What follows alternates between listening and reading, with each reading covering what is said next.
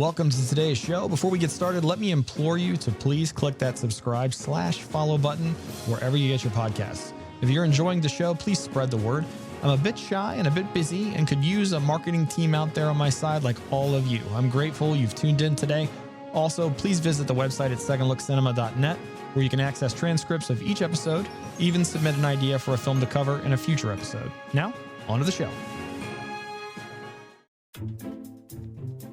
Inside Out. Because parenting wasn't emotionally exhausting enough, Pixar decided to take you on a beautifully animated gut punch through the mind of an 11-year-old girl named Riley, where 5 color-coded emotions run the show like a chaotic startup with zero HR. Joy, the overachieving micromanager, tries to keep everything sunshine and rainbows, while Sadness, who touches things she definitely shouldn't, somehow becomes the unlikely hero. Anger, fear, and disgust? Well, they're just along for the emotional roller coaster that's puberty, new schools, and one truly awful pizza topped with broccoli. It's a whimsical deep dive into memory, identity, and the existential crisis of growing up, all wrapped in a kid-friendly package that leaves adults crying quietly in the dark while their kids ask, "What's wrong with you?" So yeah, Inside Out. Come for the cute characters, stay for the emotional trauma, and free therapy.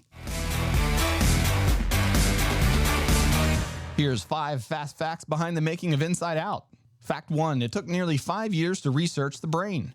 Before even starting animation, director Pete Docter and his team spent years consulting with neuroscientists and psychologists to accurately portray how emotions and memories function. The concept of core memories, for example, was inspired by real theories of how pivotal moments shape personality, but reimagined in a way kids could understand. Fact 2. Sadness was almost a completely different character. In early drafts, Sadness was written as more of a slapstick comic relief character.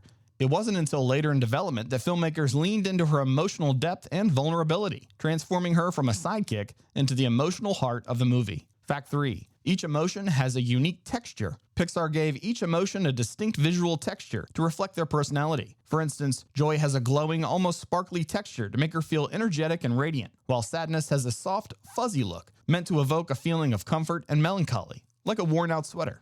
Fact 4. The mind world was originally much more complex. In early storyboards, Riley's mind had hundreds of emotions like pride and even hope, as well as vastly more lands than what we see in the film. Eventually, the filmmakers narrowed the emotions down to 5 for clarity and emotional focus, and simplified the mental landscape to keep the story engaging and understandable for all ages. Fact 5. The character of Joy was inspired by Audrey Hepburn. Joy's energy, movement, and personality were modeled in part after Audrey Hepburn, especially her role in Breakfast at Tiffany's. The animators studied Hepburn's graceful, light-footed movements and vibrant expressions to give Joy her childlike optimism and zest.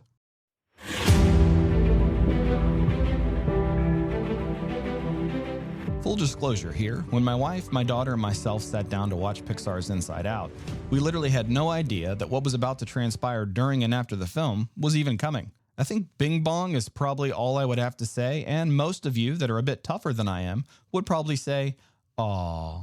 And those of you who are a bit more like me emotionally may have to cover your mouth, hold out your hand in protest, and try to make the memories stop flooding your brain.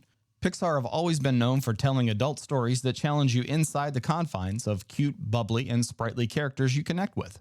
It only makes sense with Inside Out that the film would literally take my emotional insides and practically rip them out. In all fairness, what Pixar has done with this film is important, not just for the sake of cinema, but for families that desperately need to understand one another more, and then give them an outlet to let some emotions go. Again, bing bong. But enough about that. Let's get to the heart of this film and what I think it means and what I think it can do for you and your teenager.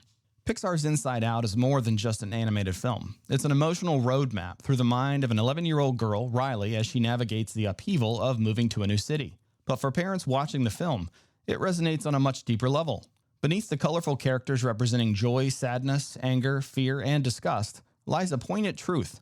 Watching your child grow into a teenager is both beautiful and heartbreaking. As their son or daughter begin to lose the innocence of childhood, parents are often left grappling with a swirl of emotions that closely mirror those happening inside Riley's mind. From the moment our children are born, we're their world, their comfort, their joy, their compass. The responsibility of not only our kids' safety, but also their future weighs heavily on even the most experienced of parents. I say experienced, but every child is different, just like every human is different. As any parent with multiple kids knows, one may have slept all the time as an infant, while the other never slept at all and ran around constantly.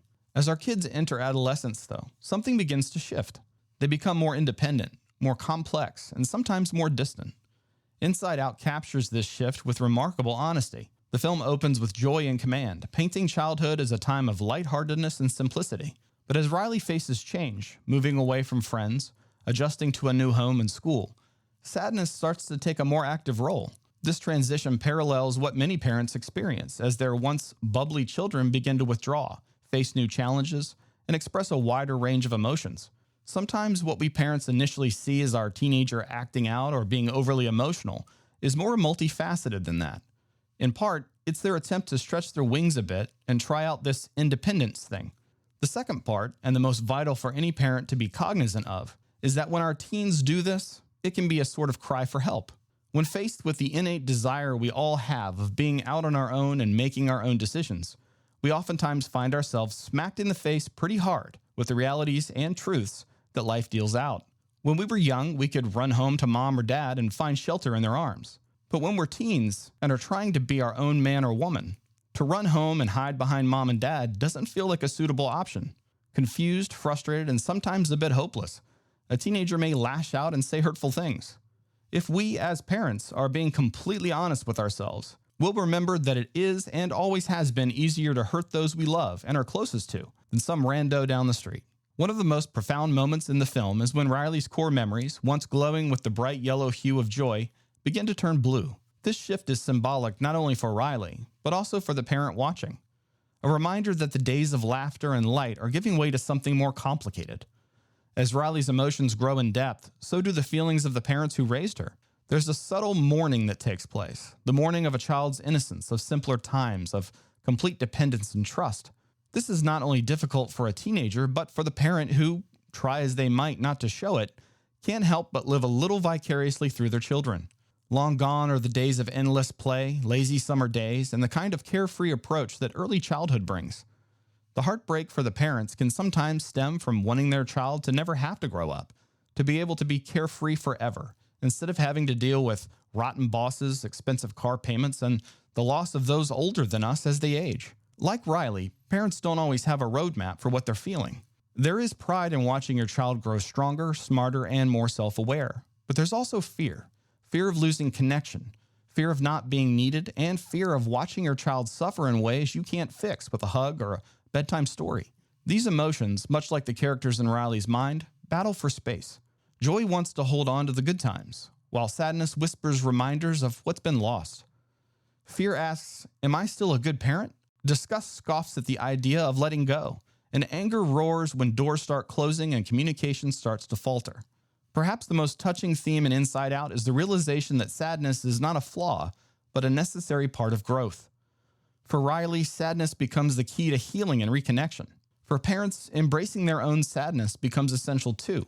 The heartache of watching a child grow up isn't something to get over, but rather something to acknowledge and honor. It's okay to miss the days of bedtime snuggles and little hands that reach for yours without hesitation. It's okay to feel a pang of loss when your child chooses friends over family, or when they no longer need your help in quite the same way.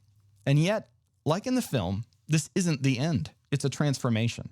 The joy of parenting evolves. It moves from the simplicity of tickle fights and coloring books to the deeper, more complex satisfaction of watching your child become who they're meant to be. The core memories may not be as bright, but they're richer, infused with a blend of joy, sorrow, pride, and love.